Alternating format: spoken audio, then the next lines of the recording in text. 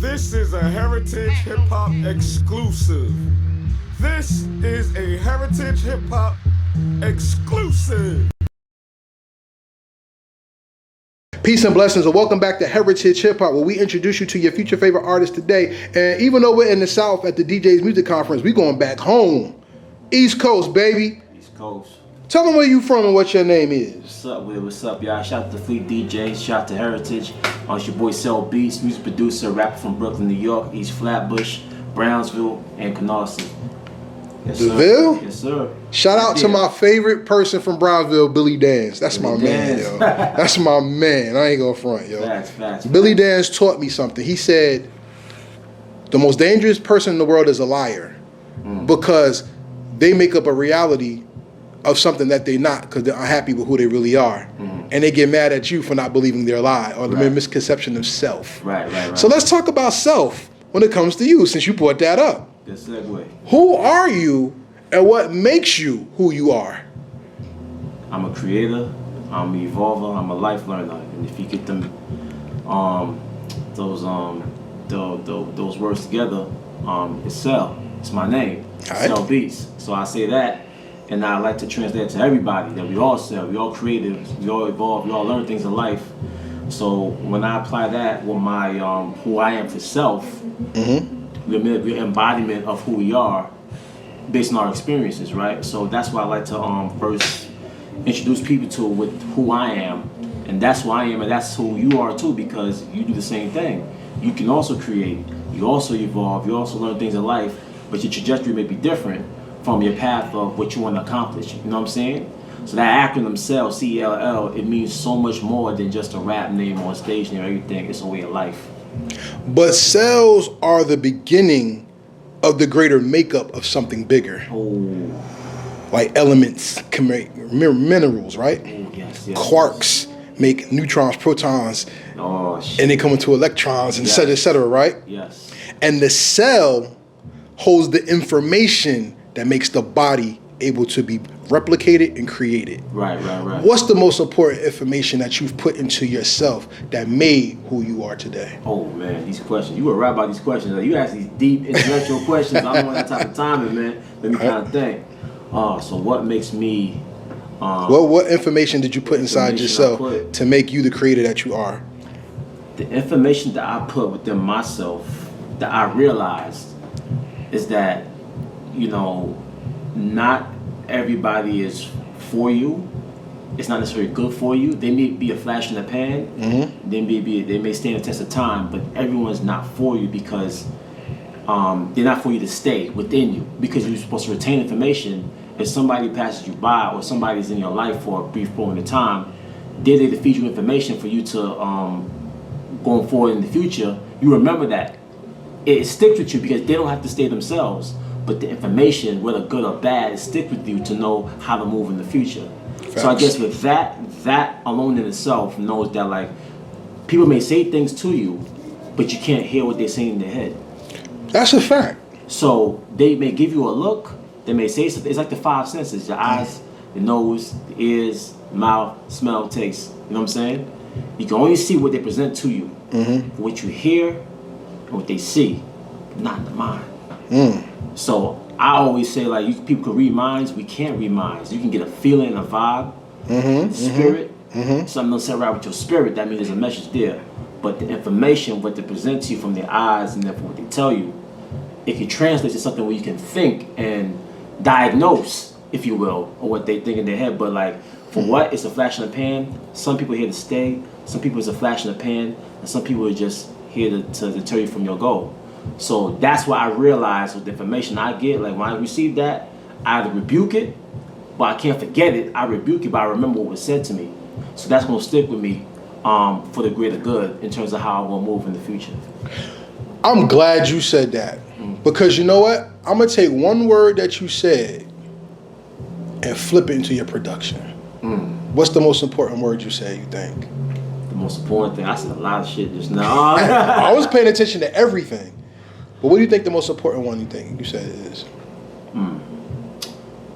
Most important thing I said during that whole soliloquy, I I said the 5 senses. I said. What's the most important sense when it comes to production? Hearing. No, feeling, the spirit. The mind. The mind. Yeah. The mind. The mind. How your mind. And in hip hop, you would be called a cheat code. Yeah. Why? Because you already foreseen everything before it happens. Before you lay them down, before you even place a note, a kick, a snare, you already have the pattern in your head to translate to come to fruition. So think about this. Some of the most important people in hip hop are producers and rappers. Yes. Pete Rock. Yeah. Havoc. Eric Sermon. 3 Stacks. Shay Noir. Just to give an example. Of course. What speaks to your heart more? Producing the sound from your heart or giving words to the expression of your mind? Jesus Christ, man! I feel like I'm looking at my life right now.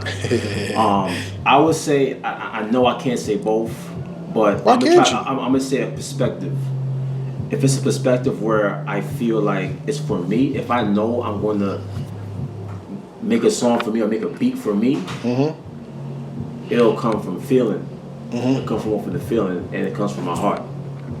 Okay. If it's for somebody else, I'm projecting. I said, I know this is going to sound for. This is the perfect sound for them. So it may still come from the soul, but it can't. It's not as committed to me. More so is for them. So you always think about them, how to please them, and make sure how to have it a template presented to them, knowing that they're gonna, or hoping that they're gonna use that production, a piece of your soul, a piece of your beat, and they're gonna make it their own. So, but if it's for me, I know it's from I'm putting my heart and soul in it. You know, it's like it's taken from me. You know, but as an artist, it's kind of like it's like a pseudo thing, right? It's kind of like a switch hitter. You know, sometimes like a boxer has orthodox and then he has southpaw. That's right. So then in music, this is music. As an artist or a producer, it's still music. So if you're an artist, if you're a rapper, if you're a singer, you may do the conventional. But then you may flip the switch. You may be the drummer today. You may be the program, the music director, the choir director tomorrow. You may be the drum programmer this time, the piano keyboardist, the bass guitar. You may switch. But sometimes you have to do both at the same time. So I find myself sometimes switch hitting, doing both at the same time. Southpaw could be like, okay, it's unorthodox, right from the conventional. This time maybe like, you know what, I'm rapping today, but I'm going to have a complete rapper's mind today, writing today. To a beat that's probably like that either I did or I'm inspired by. And then the conventional may be like, you know what, I'm just going to produce today and just focus on that and just prepare for other artists. You know, the conventional way. You know what? That was dope that you said that. Because you said today I might want to rhyme. Today. And you do you do music some other days. Right. How do you know how to turn which brain off? You don't. You just go by the feeling of the day. You just wake up and just say like, damn, like I feel like making a beat today. Okay. And then one beat may turn to 2, to 3, to 4, to 5 in one day.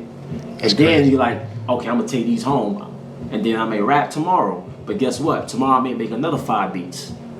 I'll work on one beat for 5 days, and I won't be done. I'm not doing anything else until that one beat is done. You know. And then some days, a week, I'm writing all week to these beats I did last week. That's crazy. You know, and then I sometimes I do both. Because if I do both, I don't think the full me will be released. I have to dedicate time. Everyone has to get their own time. Facts. I have to rap like I'm just a rapper. I have to produce like I'm just a producer. When it's time to come together, that means everybody finish their assignments, their solo assignments, and then we come together in unison, and we bond as a choir, we bond as one unison. Because we're the same person. It's just that we all have side missions.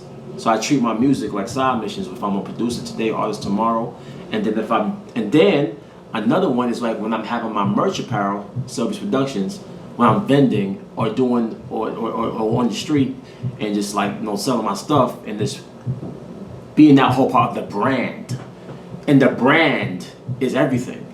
That's like the Super Bowl of all that, you know what I'm saying? So that's where the entrepreneurship come with it, because the switch hitter, the conventional, like I said with boxing, I love boxing.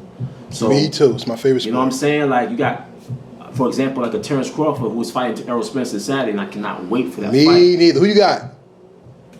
I'm going Bud, yo. Gun in my head. I'm going Bud. My heart. No, my mind is saying Errol.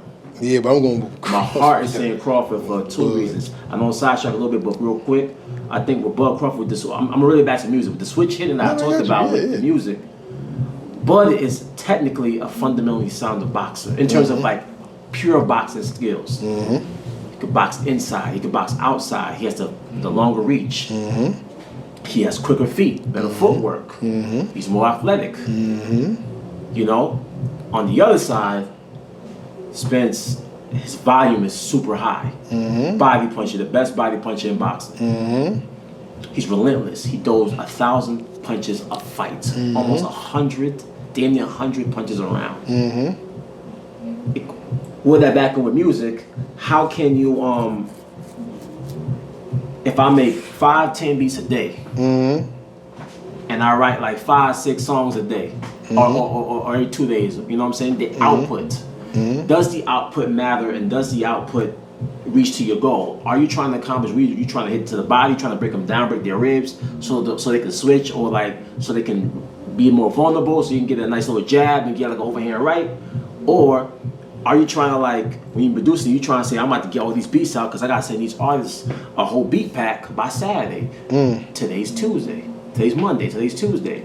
So is that you're prepared for the whole week? You're game planning to send artists this work, or you're game planning to put a song to send out to the DJs, send out to all these streaming platforms, get your publishing right, your BMIs, your ASCAPs and everything like that. Get your numbers right, get your meta right, you know what I mean? What's the goal? So there's different things that you gotta play in the field to prepare yourself to distribute and be prepared for what the results gonna be. Because you gotta choose, you know what I'm saying? So then what's harder, rhyming and getting on, or doing beats and getting on? I think rhyming and getting on is harder. Why? Because I say that because everybody rap. Unfortunately. I wish everybody raps. didn't, but... you know what I'm saying? Like, everybody raps. Yeah. Where you from? What you talking about? Who's your crew? How long you been doing it? How old are you? Where's your set? What you talking about? You got a woman? Are you a pimp? Are you this and that? You smoke weed? Do you drink? Do you do that? Do you get sturdy? Are you a drill artist? This and that. You know what I'm saying? Can you shake your ass? You know what I'm saying? Yeah. Can you do this and that? Can you have? I seen that Sexy Red had two dudes, like they some animals, had them caged up, walking out on stage performing like a whole show, and to each his own. I'm not hating on Sexy Red. I don't want anybody saying I'm hating. I'm just saying, like, what is the game getting? What is the presentation? Are you here to, like, you know?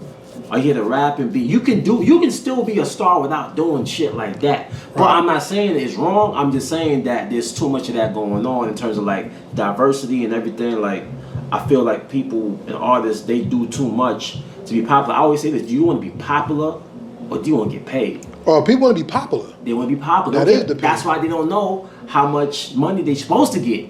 How many artists you hear getting disgruntled? We talked about this in the panel yesterday in the Flea Conference. All of them are getting hustled. You know what I'm saying? What's your BMI number like? You know what I'm saying? Your Shazam numbers, all that. Your PROs, what PROs you with? You know, say what you get internationally. You know, you put it on Spotify, and I'm guilty of this too because I'm doing all that as well. Most people we are, because we don't know better, but the information is out there. So when you want to go out there and do viral stuff and post shit on the video on whatever, it's a goal. Are you trying to get money from this video, monetize, or are you trying to, like, be popular and get so many likes and stuff like that to make you feel better about yourself? So, all right, so check this out. That's the most authentic thing about a rapper producer that I've heard. Direction. Because they both seem like they're the same.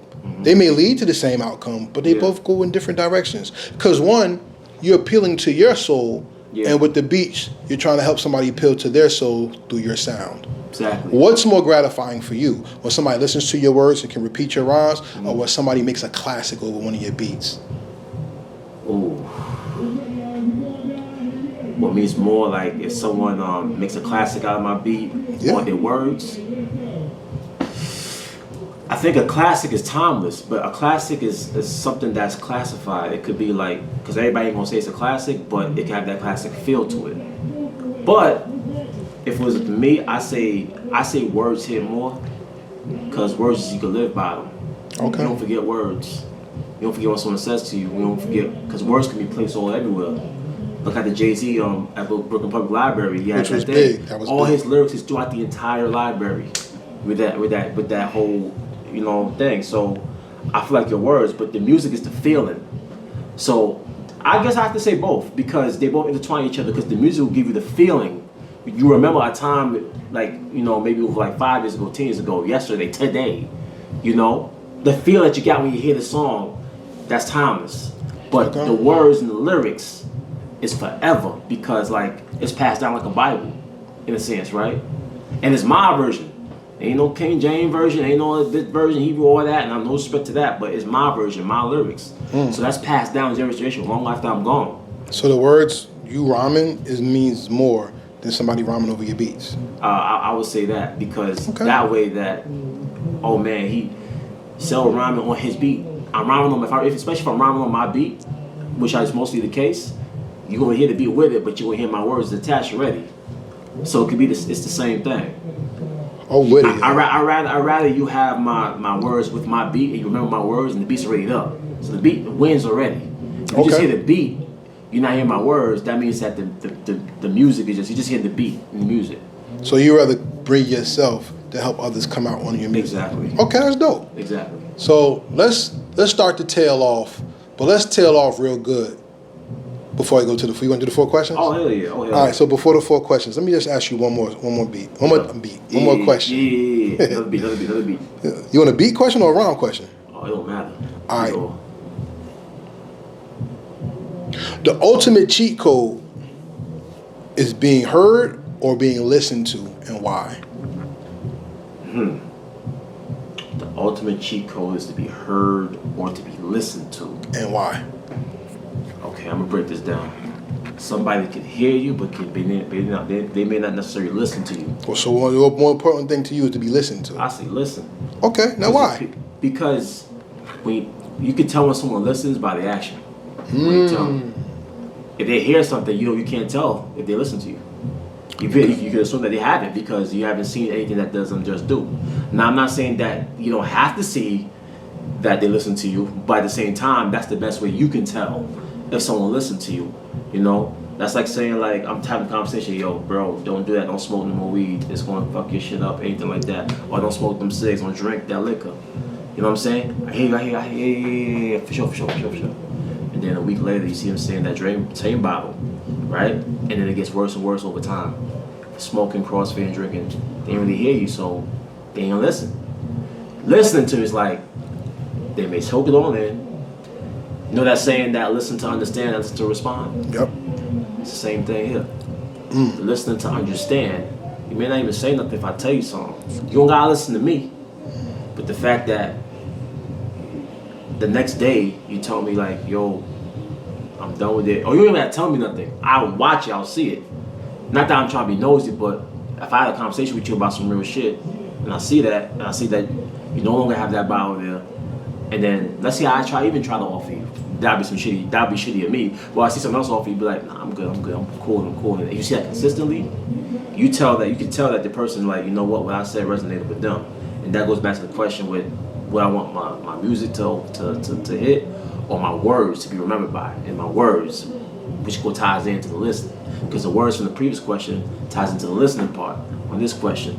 So that's bridging the gap, and it kind of makes sense. So I would rather have that and have an impact on someone rather than me just trying to talk just to talk, and they just like, whatever, you know what I'm saying? Oh, facts. Yeah. So I like how this went. Yeah. Yo, give people your social media so they can follow you. Yes, your boy C.E.L.Beatz. My IG's at C.E.L.Milli. That's C.E.L.L.Milli.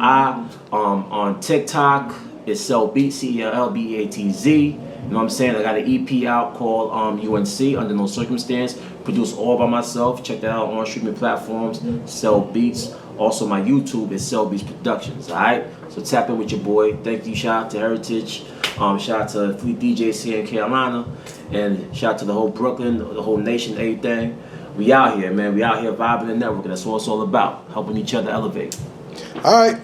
4 questions now. Let's get it. Because like I said, in my main interview, I do like a game where I want people to really show their depth. Facts. We're going to do 4 questions for you. Let's do it. Branding, like you said, is one of the main important things because that's how people can attach something to you. Yeah.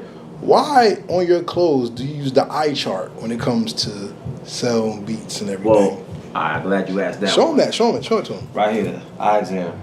And then I got 2 logos here. I got the C.E.L.Beatz. That's the first logo. The frequency, which personifies the music frequencies from the low end to the high end, and the mids. And the eye chart's more personable. So shout out to my homegirl, Quentin Studios. She was she had these for me back years ago, back like 5-6 years ago. And I said I want something personal and I want something that represents my brand. So the eye chart reason is because I wear glasses. You wear glasses too. And I felt like I wanted to have something that could relate to people.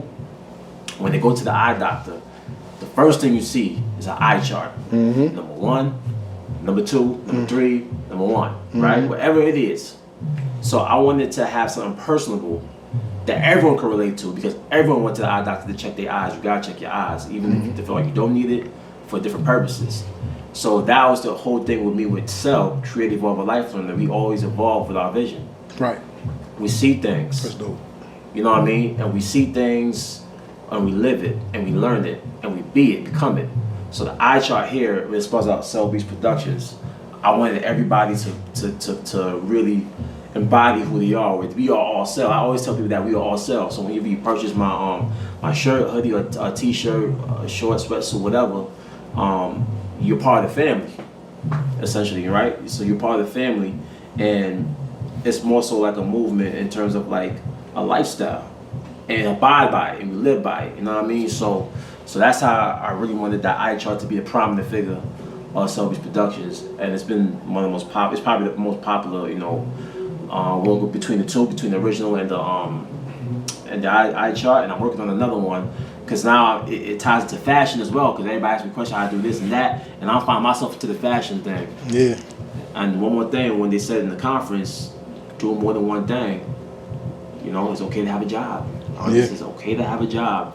You know what I'm saying? Unless your big break really coming through, it's guaranteed where your money is right and everything like that. And that's when. But at the same time, to get there, you gotta invest in yourself. You can't do that without more job unless somebody hit the lottery. You know what I mean? That was a ball too. Okay, I run. But yeah, so that's why I had an eye chart throughout, and I want that as a prominent thing for me and my brand. Okay. C.E.L.Beatz Productions. That was question number 1. Yes, but that was one question. One more answer number 1. You already gave you that. Yeah. Question number 2. Yeah. What's the most important beat in hip hop ever made?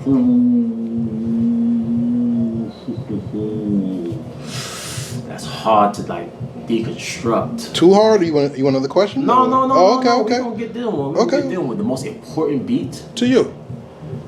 I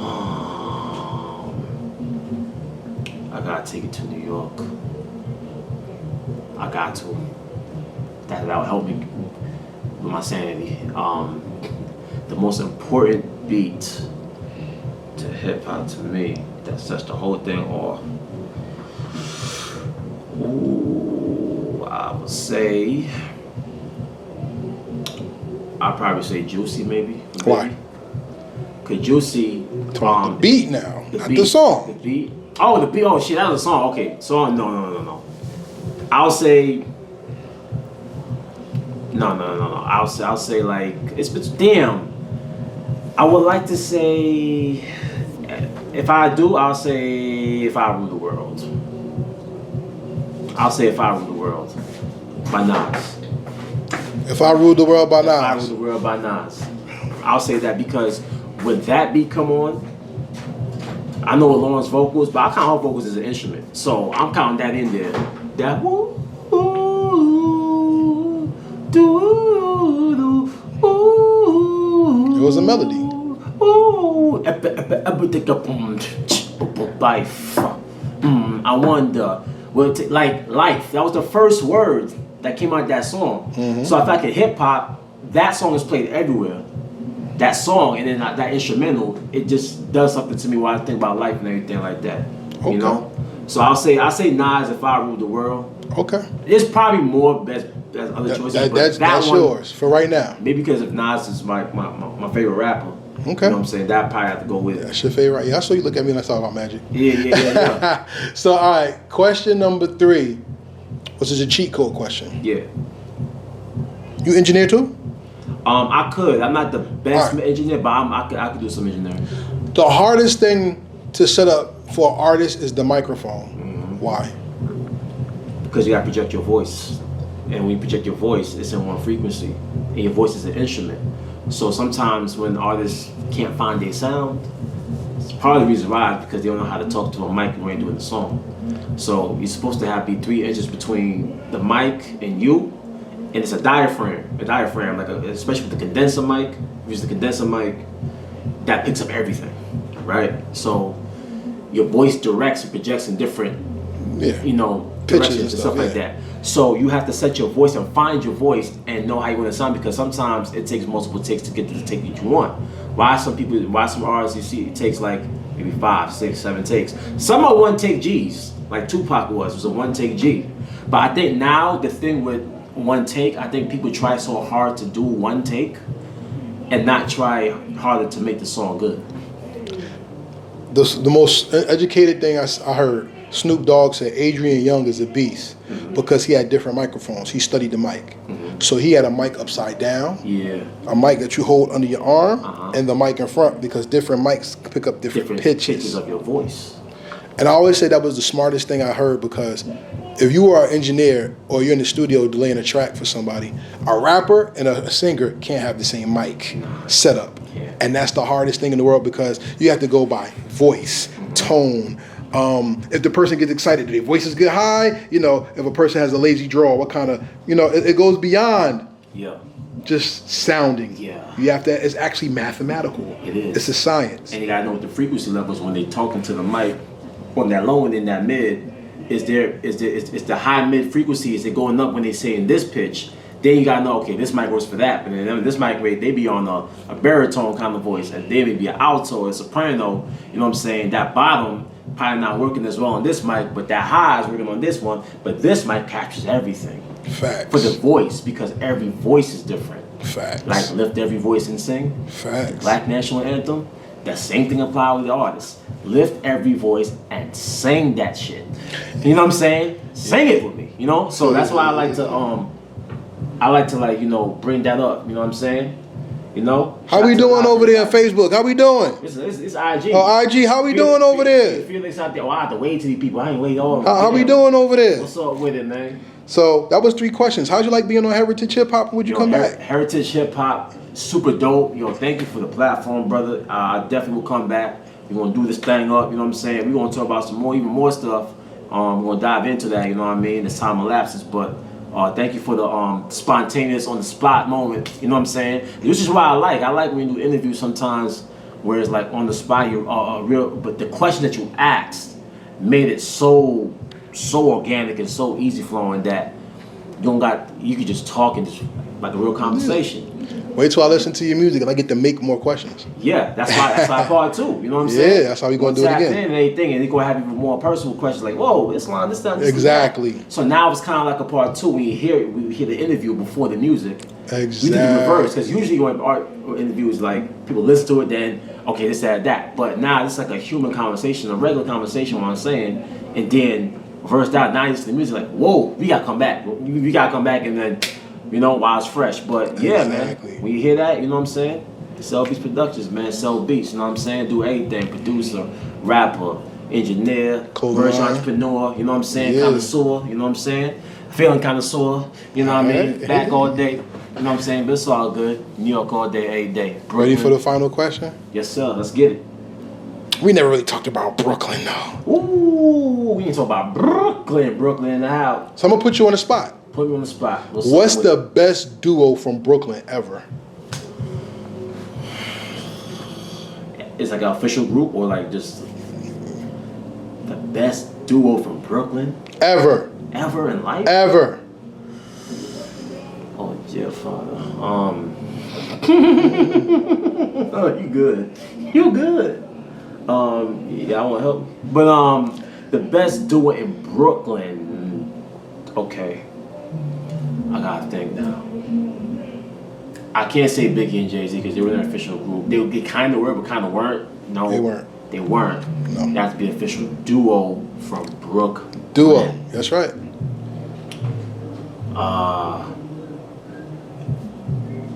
I'm not gonna say Tyler Quality and Mos Def. Why not?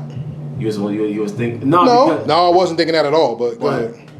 They're up there. They're up there, but I won't say that they were my prominent listens. Okay. I just know they're from Brooklyn, and I know that they Black Star. I know as that. But So who you got?